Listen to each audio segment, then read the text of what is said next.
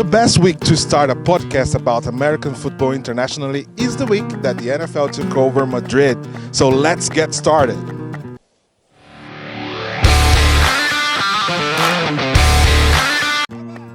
After the second NFL game in Brazil, we are also at the very first NFL game in Spain, in Madrid. The city was completely taken over by events from the biggest sports league in the world. At the Metropolitano Stadium, home of the Atlético de Madrid, the Miami Dolphins held practice and promotional events that brought together everyone from the mascots of Atlético and Madrid Bravos to kicker Patterson and superstar Antoine Griezmann, who kicked field goals for social media. At Plaza de España, in the center of Madrid, the Miami Dolphins gathered tens of thousands of tourists over 3 days, with fun activities for people having their very first contact with the sport, and also with legends from franchise's own history. Dan Marino, the greatest quarterback in the history of the Florida team and one of the greatest in the NFL history, gave a speech on a rainy Saturday in the Spain capital. First of all, man, as a Dolphin organization, we're really excited to be here.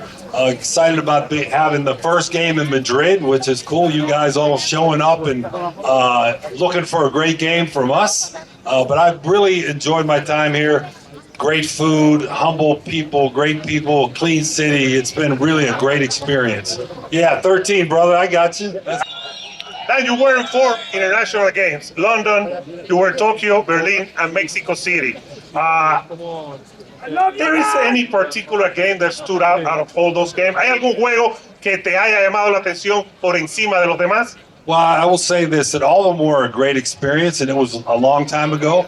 But I believe I played in the first international game against the 49ers in London, and that was in 1988, which shows my age a little bit.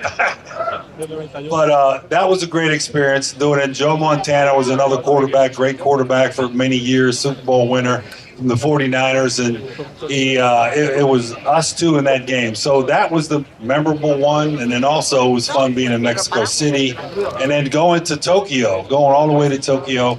We practiced against the Raiders over there, so it was a 2-day practice, 3-day practice, and then played the game. So it was a great experience, and I was part of the international development of the NFL and the league, and it was something I had a great experience doing. On Sunday, finally game day. From the commute to the stadium to the fans coming in, one thing was clear. The vast majority of the people in the stands had actually come from the United States.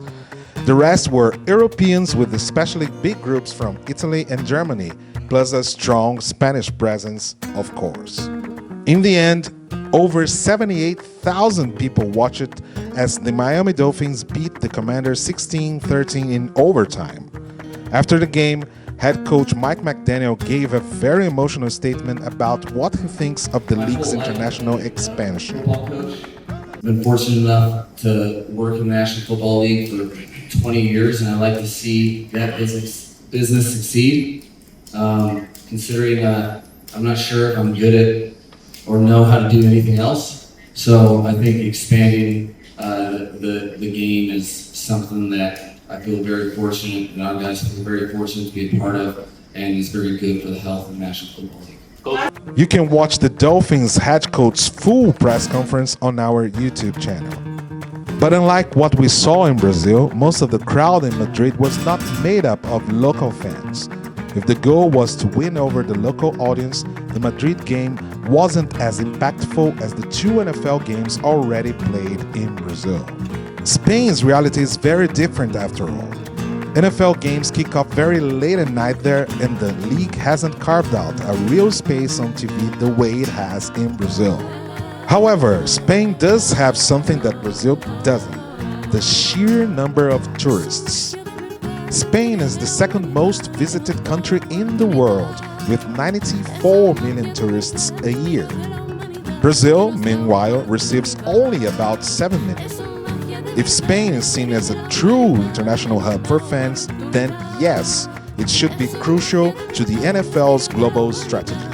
To talk about the impact of the NFL in Spain, we spoke with Luis Lopez, a Spaniard who has actually played in Brazil, and he gave us his thoughts on the topic and much more. You can watch the full interview on our YouTube channel.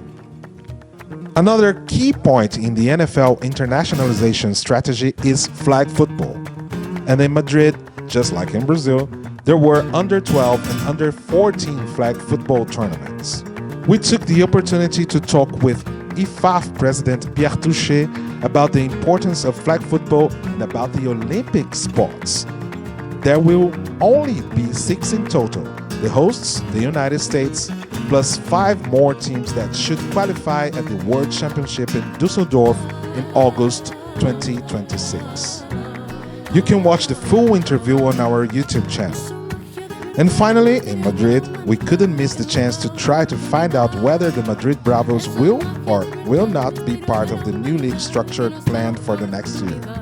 After all, will the team from the Spanish capital stay in the AFL or move to the EFA? Team captain Iago Riveros explained, or maybe not. You can watch the full interview on our YouTube channel.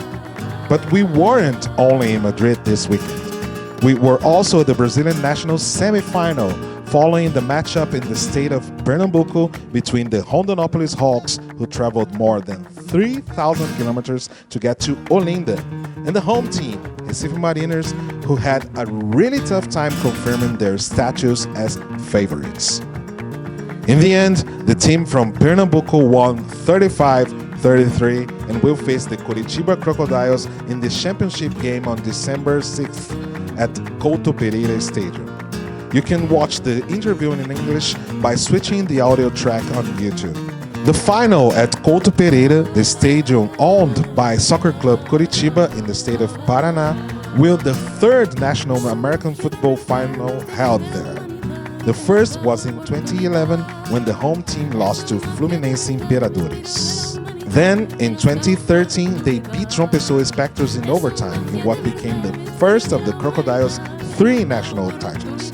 If they win this year, the home team will become the only 4-time Brazilian champion in American football. That's it. We have reached the end of the very first episode of the Salão Oval podcast around the world, talking American football from every corner of the planet. Do you have a story idea, some news, or interesting stats about your team or your country?